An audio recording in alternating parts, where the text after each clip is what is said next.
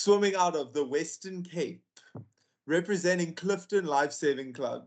He is a national level surf lifesaver, and a surf lifesaver Ironman champion, a multiple South African medalist at lifesaving, a leader on the beach, and a weapon in the water. When conditions are heavy and lives are on the line, he doesn't hesitate. He commits.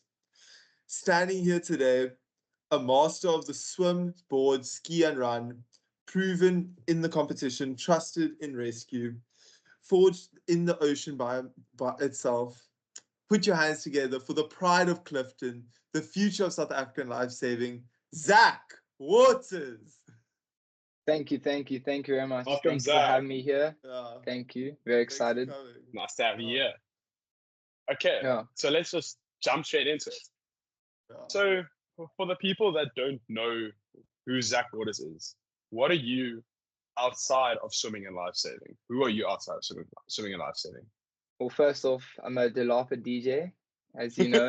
I work at Delapa. That's my main job, and I'm a student at Stellenbosch University, as you can see in my little student ID and my email in my bio. I've studied in BCom Investment Management at Stellies. I'm in my third year now. I was at Rondebosch boys growing up, and I used to swim competitively. Now I do lifesaving competitively and swim on the side. And I love the ocean. I love traveling. I love exploring, and I love media. So that's me. As we know with sport lifesaving, yeah, just has to represent them. Wearing the brand. Yeah. Always.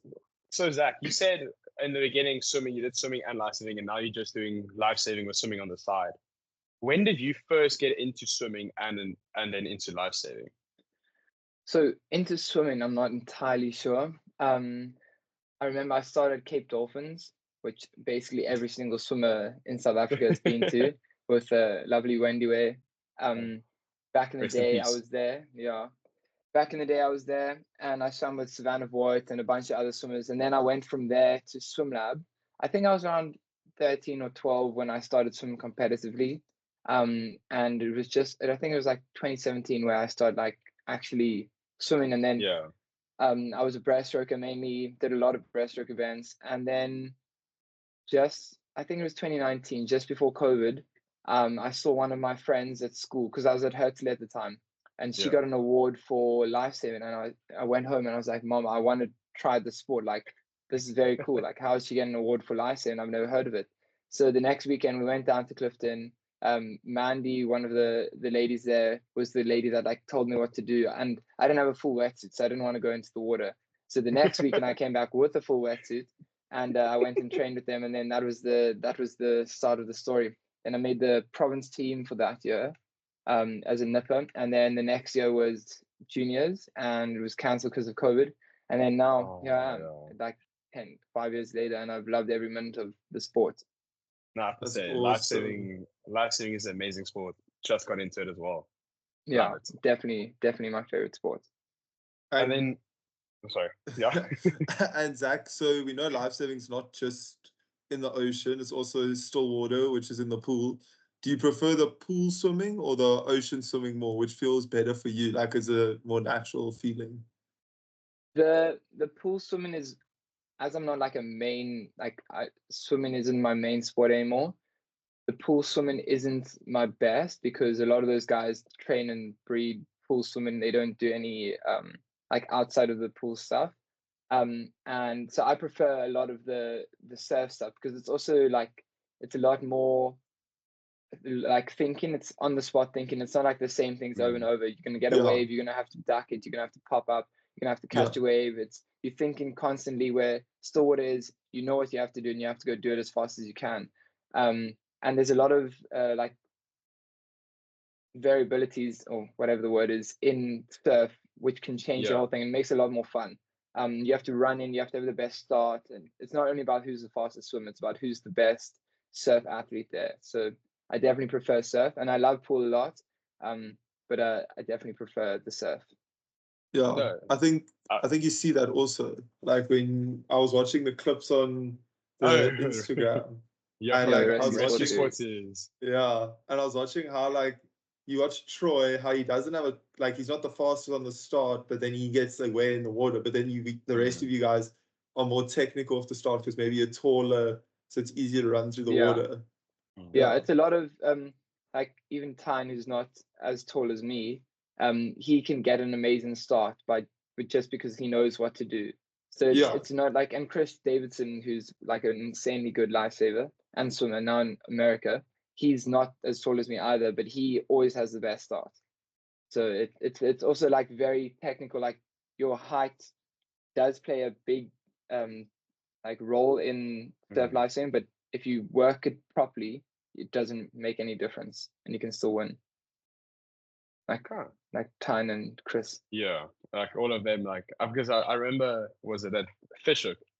Tyne and I went off on the side, and then the rest of you guys went out in the middle, and then Tyne actually just kept his line, and that got him first place. So yeah, Tyne's he's insane. He's like quite short, so but he's very fast. Size doesn't matter in lifesaving. Exactly. Tyne is a tiny Tyne. Tiny Tyne is a beast. Yeah. Zack, how do you prepare mentally if you're on the day, let's say at Clifton or at Fishhook, and you see the waves? How do you mentally prepare for that day? Because you don't know exactly what's going to be happening up until that race. You don't know if the waves are going to all of a sudden get bigger, maybe no waves at Fishhook. How do you prepare for that? Yeah, it's a very like random thing, like not random, hard thing to discuss. Like if we look at Milnerton, there weren't big waves, like it was probably 2 to 3 foot, but they were very inconsistent. So the thing with surf swims and any surf races, the further in front you are, the more likely you are to get the wave. So my biggest thing is push as far as you can until you get to the surf zone where the waves are breaking, because either it's going to be dead flat and you're going to have to give it the rest of your energy, or you're going to get a wave and you're going to save that energy. So like if we talk about the Mountain race, my plan was to just get to that break as fast as I can and look back every stroke. You kind of like take like not open water where you look forward, you look backwards and look for that wave. And then I saw a wave and just caught it and saved a lot of energy. But it, like if we look at New Zealand as well, you just have to do your best and like hope that your skills work, because in New Zealand it was so big that you weren't guaranteed to get out, and you were definitely not guaranteed to get all the way in on a wave. You'd probably get a wave and then get pummeled and have to swim the rest of the way in the surf zone. So the mental part, it's kind of like you just have to, or what Brian spoke about yesterday, it's like the controllables and the uncontrollables. You can control what you put into that race, but you can't control if there's a wave or not. So you just have to make sure you've put your best effort in and hope that everything goes your way. Okay, no, that's nice to hear, because like I've been thinking, how would I, going from beach to beach to beach, like luckily next weekend or this weekend coming to Clifton, when we're doing Western Cape Champs, so I could train yesterday. But at the other beaches, I'm like, how am I going to train for that? How am I going to prepare myself now for then? And I feel like what you said, when you reflect on what Brian said yesterday, control the controllables and the uncontrollables. Just make sure you know what the controllables are, and if you control them, you'll be doing just fine with the uncontrollables. Yeah, and another, like after a few years of racing, you'll get that experience to know like how to combat each beach and how each rips work and all of that. And the nice thing about training at Clifton is we have 4 beaches, and every beach is a little bit different, so you can kind of go train each one and figure out different scenarios. So Zack, which beach is your favorite, like you've competed at? Like would you say hands down was like the best experience? Because you've competed all over the world, so like definitely Mount Manungi in New Zealand. It was the prettiest town. Like there's this massive like mountain there, I think probably called Mount Manungi, and on the one side you've got the harbor, and the other side you have the sea. And when there's a little bit of swell, it's just so pretty, and you can go walk around there, and the waves are so fun. Like it's like a little town that I would love to live in. That's definitely my favorite place to race. That's nice. What's Yeah. what's your favorite? What has been your favorite tour to go on? Definitely fun. that tour as well. That tour and Worlds last year, both the Aussie tour and the New Zealand tour were definitely. So you like the Aussie New Zealand. So you Yeah. like the land down under? towns. Yeah, I the love land down down under. But they both, like, every tour has been so unique and so like fun. But the waves and the vibes at New Zealand were definitely the best. Yeah. And I spent the least money. So I was happy. What was the most mentally and physically challenging tour? Would you say that also New Zealand or? Yeah, well, I would definitely say New Zealand because it was definitely more mentally challenging. I didn't have the best tour. I was feeling dead every single day of those races. I was just struggling with energy and fatigue. And it was very mentally challenging because I had to like push through that to just get on the line and race, even though I knew I wasn't going to do well. And like it's almost like you've got like the devil on the one side and angel on the other, like trying to get yourself to race, even though you know you're not doing well. And it was definitely very mentally challenging because you also got, it's my first time racing seniors, so you got the Aussies and the Kiwis, and you got the French, oh, not the French, the British, and all the other teams there. And it's my first time racing most of them. So, and those guys are insanely good. So it's a very mentally challenging tour, especially to go into seniors with those big waves where all those guys do is train and race in those big waves. But it taught me a lot, and it made me more keen for this year's Worlds in PE. Okay. Yeah, we'll get to that, I'm sure. Yeah. I'm sure that's a big thing to look forward to. Yeah. Definitely. So you said you enjoy more the surf swims or the more the open water races. And I remember when I was at your house yesterday, I saw a photo of you and Savannah, or the one post of you and Savannah doing the Robben Island crossing. How hard was that actually on the day? Yeah, the Robben Island crossing was actually not as bad as most people think. We had a really great team. We had Big Bay Events helping us, and we had Savannah's mom doing a lot of the logistics. Nikki, thank you for that. So it wasn't as bad as everyone thinks. Like, I think the hardest part was the training swims that Nikki made us go on because it was cold and it was very the ocean was very like see-through, so you could see anything under you. Thankfully, when we did the Robben Island swim, it was kind of murky, so you can't see how deep it is, which is, I think, a blessing because you can't see if it's like 5 kilometers deep or if there's something under you. You can just see the little bit of murk. And then it was also a really warm day. Like the water was like 14 degrees or 12 degrees. Oh, that's nice. That's nice. And we were in a wetsuit, so it was really chilled. Like we had our gels, we had our boat next to us that was giving us liquids, and we ended up breaking or making the mixed wetsuit category record, like a 155, which is really chill, like really cool. And yeah, so that was it. And then I think the hardest part was the next 2 days because your body doesn't actually realize how much you've done, and especially at such a decent stable pace, it doesn't really hurt as much. And I think we had a current probably. And the cold as well, like it's all like compressing the pain, I would say, and the adrenaline and stuff like that. So,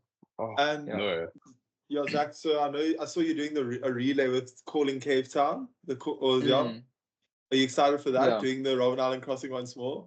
Well, this time it's not the Robben Island crossing. I didn't realize that I could do it. It's a 8 times 1K loop in Oceania, so that's going to be even harder. Yeah, that's going to be even tougher than the Robben Island swim, I think, because it's 8 times around a 1K loop, which is very mentally, feels like open water all again. But I'm excited. I have to. It's going to be I think it's 2 weeks or 3 weeks before SA Champs, so it's going to be my last bit of 3 weeks. My last bit of mileage before I start prepping for SA Champs. But it's going to be cool, all for the kids.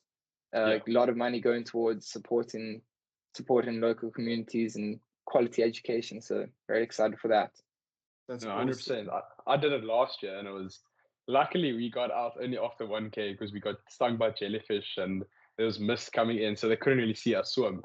So Yeah, for us it was quite for the relay swimmers and the those that didn't qualify for the Robben Island crossing. We got out, and so we still had to wake up at like 3, got there at 4, stuff like, or got there at 5, so started swimming at 6. Still cold. I was just very happy because I remember as soon as I started, I felt the jellyfish right under my hand, and I was like, at first I thought it was a plastic bag, and then I was like, that's not a plastic bag.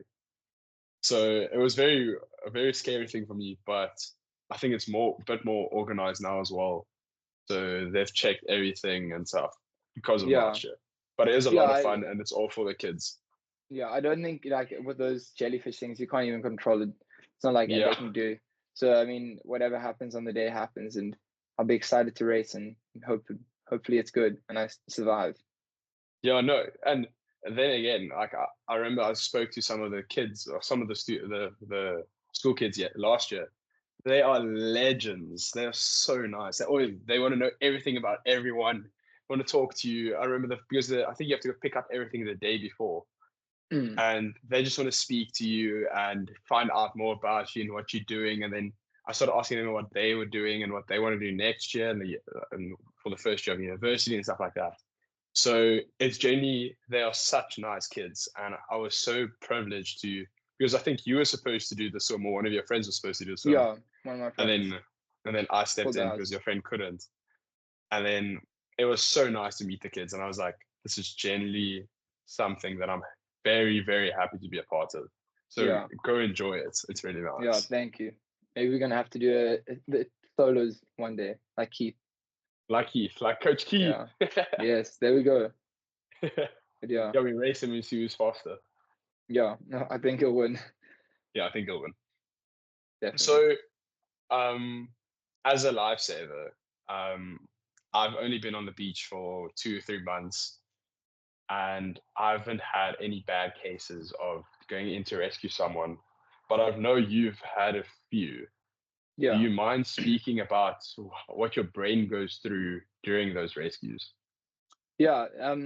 The main one, or the first one that I like properly did, was not on duty. It was with Noor. We had like this sport life-saving day at Big Bay where we had like this mock training where we did like these long irons, and it was a race.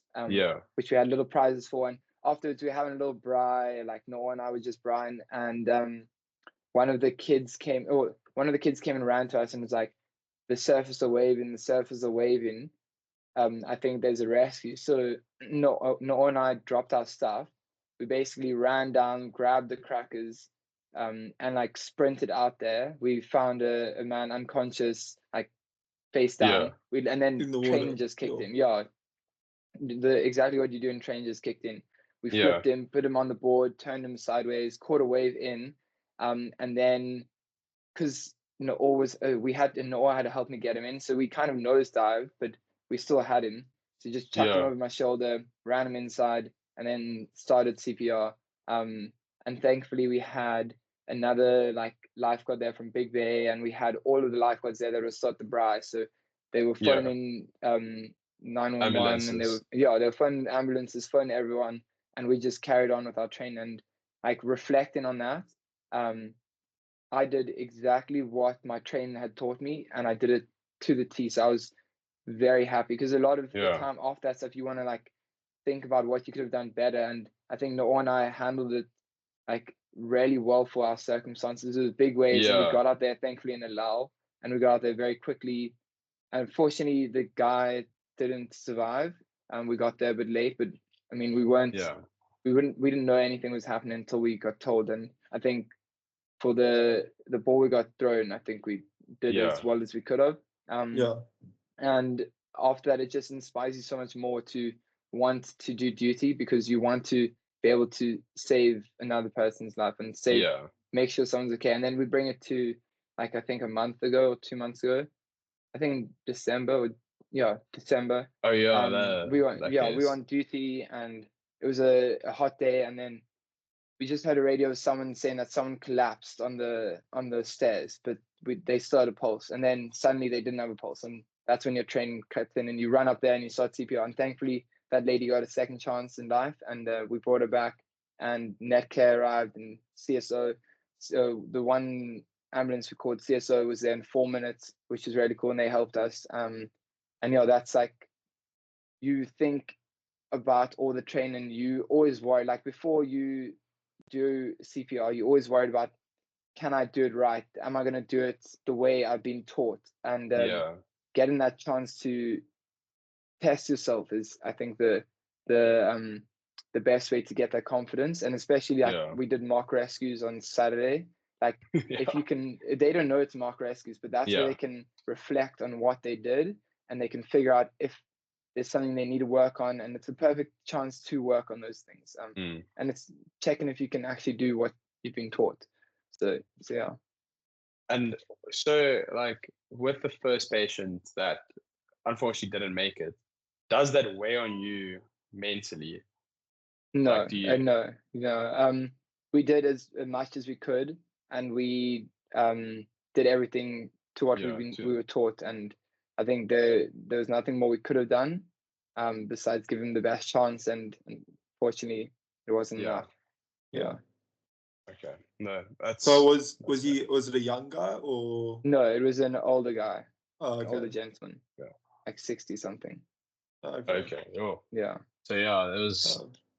No, but I can imagine though, like the feeling, like also for you guys to get him in, like it must have been something, like because you weren't. Yeah. It's not like you were on duty. It was like you guys were socializing, and for that just to kick in, it's like it's crazy how you and all were able to just switch on that mind of like, okay, it's time to like save someone. Like, that's awesome. Yeah. So then it's like it's exactly what we train, and we were there at a life-saving function. So I mean, it shows why we needed. Exactly. Yeah. Because I have to say, like, I've had a few people that have made like fun of me for all the life-saving training that I've done, and it's just so good to hear from you that the training is not entirely, it's not in vain, it's not wrong. They it's make like, fun of you you physically, until one of them are strong. Exactly. Or they hear that you saved someone by doing what you've been training, and then like, okay, it actually makes sense. The sport in South Africa is a lot less known compared to like Australia. If you were to make fun of the sport there, it would go nowhere. Like you would be by yourself. It's a lot more known there. It's a lot bigger. There's basically more money there in lifesaving than there is in swimming and other sports. Where here a lot of it's a very different sport, and a lot of the swimmers and other athletes don't actually realize what the sport is, and like when people don't know things, they make fun of it because it's easier than learning. But I think if you give it time, like a lot of the people will start realizing like what it actually is. And a lot of the Durban coaches, like Graham Hill was a Springbok lifesaver. I think you told me about that. I was so surprised about that. A lot of the coaches have done lifesaving, so it's the people who understand that the people that you need and care about. And I think also, I think also it's like to be a lifesaver also, like it's near like you're the unsung hero, especially over the holiday time here in South Africa. Like if I looked at it over December, like these beaches here, if you look at it, because I live right about Eden, so it's like Eden's packed 24/7. And I remember the one year they were looking for volunteers. Like it was so bad. Like they're just looking for voluntary lifeguards to come down and just help. But it's like but it's grown. It's like I can see it here in my area alone. Like in Bloberg, lifesaving's grown, started to grow here. Like there's more and more people doing, which is great to see for the sport. And it's the only sport where you're required to give back in order to do the sport. Like in lifesaving, you're required to do duty. And if you want to go to SA Champs, you're required to do 20 hours of duty before you can even race. And it's all voluntary. So nothing's being paid. And it's the same in Australia, same in New Zealand. You have to do duty if you want to race. So it's quite a cool its aspect of that of the sport, because you can't do it unless you give back to your community. And I think that's a lot of it combines two things, because a lot of athletes always want to give back to the community, but you can do your sport and give back. So Exactly. quite cool. Yeah. No, I have to say, like when I first joined, well, when I finally completed my course, I was like, okay, I'm ready to compete. And then I did my first duty, and I wasn't really sure if I wanted to do the duty, but I was like, okay, let's just get to the first one and see how it goes. And I worked on Boxing Day the 26th of December. Big day. And big day. Actually, I was quite surprised. I haven't seen Clifton that packed. So I rocked up. It was quiet, but it was not that quiet. Got everything ready. I think I started on either first or third. I think it might have been third. And just slowly through the day, it started getting more and more people. And for me, I was like, damn, actually, their lives depend on me. And I felt so privileged that they put their trust in me to save them. Like they could just relax and enjoy their holidays, and and I was like enjoying the lifeguards that were working with me. We were like chatting and all of that, and doing the duty was actually so much fun, because the vendors come up to you and speak to you for a little bit, and then the people come up and they ask questions, and like some of them don't know what the red flag means. Like that's a very big thing. I think we need to educate the public about what the flags and what the flags on the beaches mean. Because some of them really don't know. Even the tourists.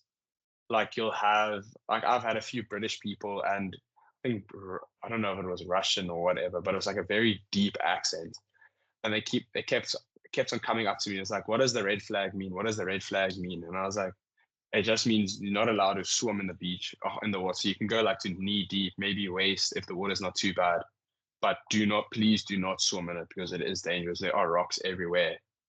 It's just don't swim.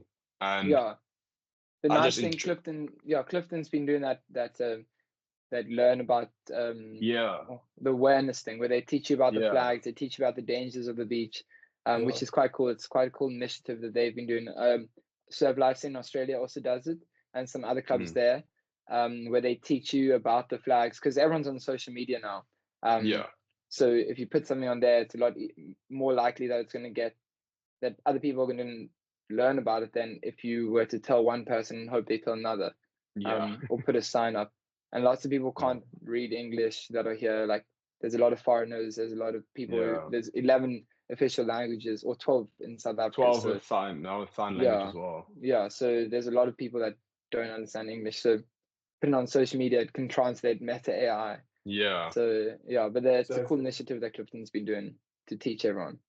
No, and it's been getting, like, I've been seeing, like, even just before I even followed Clifton or DHL, or was it, I think was it Lifesaving South Africa? I started seeing the videos come through, and I was like, this is actually looking quite nice. And then I was actually took part in one of the videos, and it was so much fun. Like the community and the Clifton is so, like, they want to promote the safety, and they want to look after the public. Which I felt like, I was like, damn, this is a nice club to be at.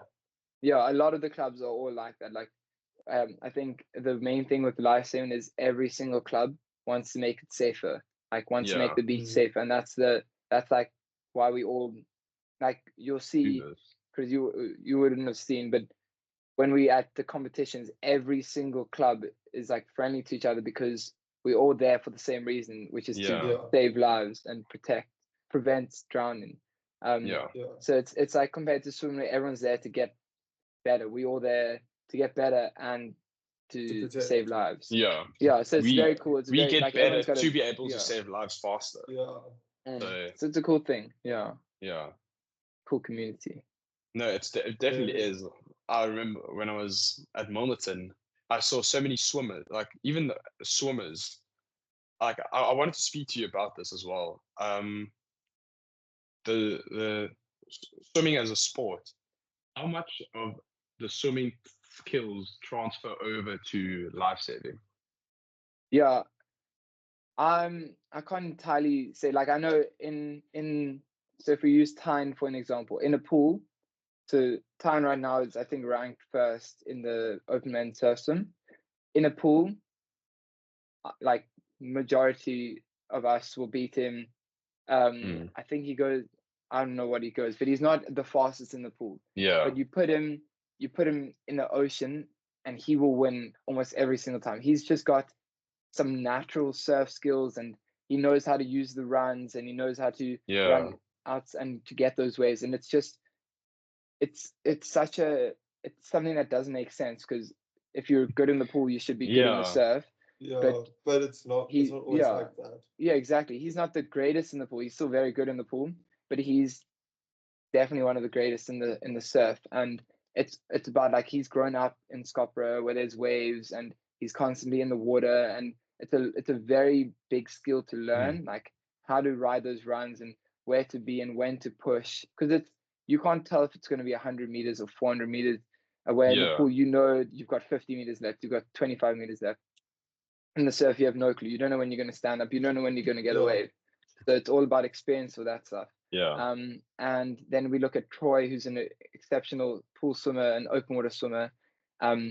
He's also very good. I think he's ranked second, tied with me for the open surf swim now.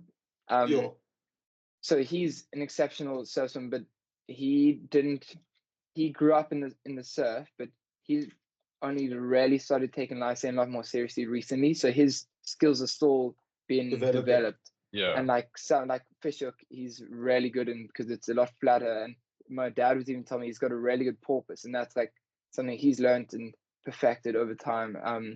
So it's a very weird thing. Like, does pool swimming really reflect? It definitely does. You have to be good in the pool, but you also have to have those skills in the ocean. You have to. You can't just go from the pool and expect to win. You have to be able to train in the surf and learn the surf.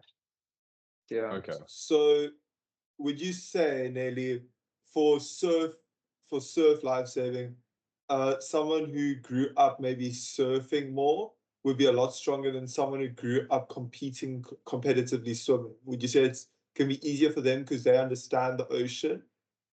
Well, if the competitive swimmer swam, then, I mean, the competitive or the surfer swam, then I think they would have a better advantage. But if it was just a competitive swimmer, I think they would be at a disadvantage. If it was waves, and you have to, because the beach is a very technical thing. You have to learn how to work it, how to get the rips, like where the rips are, when to duck the waves, and I think it would definitely bring them together. Over the longer distance, the swimmer's always going to win, because that's how it works. Got the aerobic. Yeah, they've got that capacity. But in the starts and the finishes, if it's a shorter swim, it's definitely going to be a lot tighter. Like a lot of the guys that do well in the surf swim, like they're all top 10, they aren't swimmers. They just board a lot and they ski, and they surf a lot, and they're still able to keep up. I just always like think of it like, because like because I surf at Eden quite a bit, and like I watch the guys like coming out and everything, and it's like you watch how they doing it. It's not too much different to how you like surfers paddle out. Of course, with the surfing, you paddle out, sit there for a bit, catch a wave. It's like nearly like interval, where the lifesavers, you guys are like paddle out, go to the buoy, come round, come back. Like it's like you're a lot more intense, the training for it. But and then the other question I was wanting to ask was, when you go to like Fishhook or like Milnerton, it's like, or like let's say a beach like PE, like yes, you competed there a couple of times, but do you speak to the locals with like changes in like like banks and everything? Because I know like so when we look at PE, you kind of like, you're so friendly with everyone that you just discuss, like Porky, who's the main coach at in Kings Beach. I always chat to him about how the weeks before have been, and how it's been there, how the swell's been, and the banks, and you kind of before you race, you always make time to go and warm up and check the conditions and check the banks. I know with PE there's a lot of dips, but if it's a new beach, like I've never competed at J-Bay and all of them have competed at J-Bay, everyone's so friendly that they're going to tell you how to work the beach and where you should go and where you shouldn't go. So I think it's a very friendly sport. Like even when I went to New Zealand, I asked the local New Zealand guys like how it is there and what beach it's similar to, and they're all very keen to help. Yeah, no, That's awesome. awesome. That's one thing that I've, like you said, that they're very friendly, and that I've realized. Not like in swimming, even swimming open water, there's a bit of a like a I would say a hesitation of giving tips out. But life saving, they're like, no, don't go here, go here. There's this and this and this, and then I'm like, oh my word, thank you very much. Yeah, so everyone wants everyone to get better. Yeah, which I That's also also so nice. Yeah, Zach, no, you go. I also feel like life saving, like especially with what I do, is very similar to the lane leader vibe. Like where we swim at Kiana, the lane leader vibe is also very, everyone wants everyone to get better, and they will help everyone. They'll give everyone tips. So that's why I've enjoyed lane leaders so much, because it feels like I'm doing life saving every time I'm there. Yeah, it's a very cool vibe that everyone's been. It's like a nice family we have there. Yeah, everyone's supporting everyone. Everyone wants everyone to get better, because at the end of the day, we're all under our club, and it's nice when, like with lifesaving as well, everyone, like when we race for Clifton, everyone's racing to get Clifton better. They're not racing for themselves. Everyone's wanting to better the next person or get the club even further, which is the same with lane leader. No, 100%. Yeah. And then since Worlds is at the end of this year, now we can get to Worlds life saving. The big stuff. The exciting stuff. The big stuff, the exciting stuff that we both are working towards. Worlds at the end of the year is in PE, Kings Beach, as far as if I'm not mistaken. Do you think that will give us a home ground advantage over the rest of the countries? And do you think we'll maybe be able to rack up more medals than usual? Or do you think the Aussies and the Kiwis might be a little bit more, still be on top of the game? Well, if you look at the Aussies and Kiwis, they basically race at a different beach every single weekend. So I don't think their downfall is going to be new beach, new racing. It's more going to be the jet lag and different conditions, and they're going to have to live in South Africa for a few weeks, which I think will be very different to what they've experienced. But with it being in South Africa, especially in the nationals, especially in the interclubs, you're going to have a lot less teams, and because it's a lot more expensive to get those teams here and to get those people to race, and it's kind of right after matric exams or year 12 exams, so they're gonna struggle to get as many people here for interclubs, but which means that there'll be more opportunities for like other people to get those medals, hopefully South Africa and their clubs. But for nationals, it's going to be, you're still going to have the best teams there from those countries. You might have less countries, but the countries that know that they can win will still be there, and they'll bring their best teams.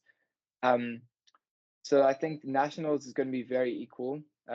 We will have a little bit of a home ground advantage because you have your parents there, you have your support system. Everyone there watching you, it knows you, where they don't have their Aussie supporters and their Kiwi supporters. And they also they might not know the beach. Some of them are South African though. So they've been there, I don't know if they've raced there, but it'll be interesting. They've grown up on the soil. Yeah. I think they do enough racing there down under that that being at a different beach won't make a big difference for them, and they'll race to their best, and it'll definitely be good competition and good racing. I'm excited. Yeah. And for you, this is going to be your second one. Well, I'm sure you'll make the team. And will you be looking to try maybe get a world title this year? Is that like? So I've never made the national team for Worlds. I've only made the interclub team. So this will hopefully be my second time representing Clifton, but it will be extremely tough. I would love to get something in the open surf, so maybe something in the iron. It would take a lot of training, but I think the main thing will Clifton wants to win that title, and I think I'll be a lot happier if Clifton gets that Clifton. title than Yeah. if I can get. But I'll be happy to help as much as I can, get as many points. But yeah, that's what I'm most keen for, getting that Clifton title. Oh Hopefully. yeah, that'll be big for you guys. Yeah. To win We'll it be Yeah, tight. it'd be Yeah. on I know like home Fishhook really soil, wants maybe. it. Yeah. Yeah, Fishhook No, really yeah. wants it. Northcliffe will probably bring a Who's team. Fishhook? Very good team. Yeah. I love Fishhook though. No, But I they're think it'll very be good. in It'll be surf. good It'll be competition. exciting. Yeah. Mm. It'll be And then, fun too. so what do you think South Africa's life-saving needs to be able to, because I'm guessing other countries like down under, their life-saving skills and speed is a lot more than ours, and they're a lot better than us. Yeah. If I'm mistaken, what do you think it would take for us to be able to get onto their level? Well, I think what the Western Cape is doing now is really good. Like there's a lot more money in the sport, so it makes it a more viable option for senior lifesavers to carry on with the sport. Yeah. A lot of athletes drop out because of money and university and it being expensive. So I think Oz does it really well. They pay for their tours are paid for by the national, like the national team tours are paid for. They most of the time don't have to put much money in, which is they've got a really good government, very good system there. Yeah. They support it well. I think South Africa is starting to jump on that bandwagon, and hopefully with Worlds we'll be able to secure some good sponsors that can constantly sponsor the team. But there's a lot of stuff that behind the scenes needs to like ramp up. We need a lot more support for the athletes, a lot more Yeah, there's just a more lot Lots but, needs to happen. I can't really talk about much of it, but there's a lot that needs to happen. We need a lot more support for the athletes. People need to believe in the sport more, and I think that's what Western Cape's doing so well. They've got a series, they've got a constant competition that will always be there, and people can make money. You know how the money's been like, the money works there, so it's cool. So I think people need to believe in it, and that's it. Yeah, it's gonna take. Obviously, it's not. Rome wasn't built in a day. It's like it's gonna take time for it to get there. But I think with Western Cape being one of the biggest provinces for sports and aquatic things, like if you look at it across the country, I think them starting will be the best place for it to all start. And it's great to see though the athletes also taking initiative in all of it, like to help. Yeah. No, and I have to say, like, the social media around life, like especially the rescue sports series, has grown so much. Like if I didn't, like, that's like one of the first things I looked at when I was like thinking about doing that thing. It's like I checked out the rescue sports series Instagram account, and I was like, damn, this actually looks like a lot of fun, because it is being shown to the people, and it's not just being live streamed on YouTube or something. It's being shorts. There's shorts being made, reels being made. There's there's live commentating.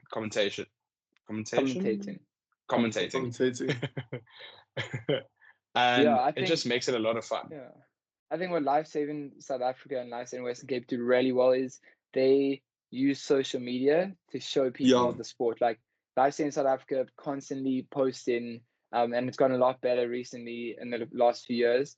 Lifesaving Western Cape and Rescue Sports Series, there's constantly videos like explains to people what the sport is, and it's not only the racing part. They post the lifeguards part, the people who have to do the voluntary, have to make sure the beaches are safe. So I think the only way sports are going to grow in this generation is social media and showing people what it is. So I think they're doing that really well so far. I think it helps. It helps a lot. Social media, I think it's one of the most powerful tools in today's world. Like if you look at it, I think everyone like the amount of times like I've been recognized by people like when I'm out. Like I was coaching at a water polo tournament, and kids came up to me and said, "Are you the one that does the swimming interviews?" And I just laughed. I was like, Yeah. yeah. And it's like, yeah, it's so cool to see how that like helps grow it. Like I love watching all the life saving stuff you guys post. It's really good. I loved what Yeah. you and all were doing in In New Zealand. Yeah, That the was sport really life saving. cool. Sport Yeah, Yeah. the life sport saving. life saving was really cool. Like, yeah. Now we They're just going to do need a to figure out a way collab to grow it. at SA Champs. That's it. Yes, Yes. I'm gonna be Do- there for it. I'm definitely I can't know wait for that. we're gonna speak about that later Yeah, no. Yes. after the Ooh, call. that's After business. yeah, when the That's call business. ends.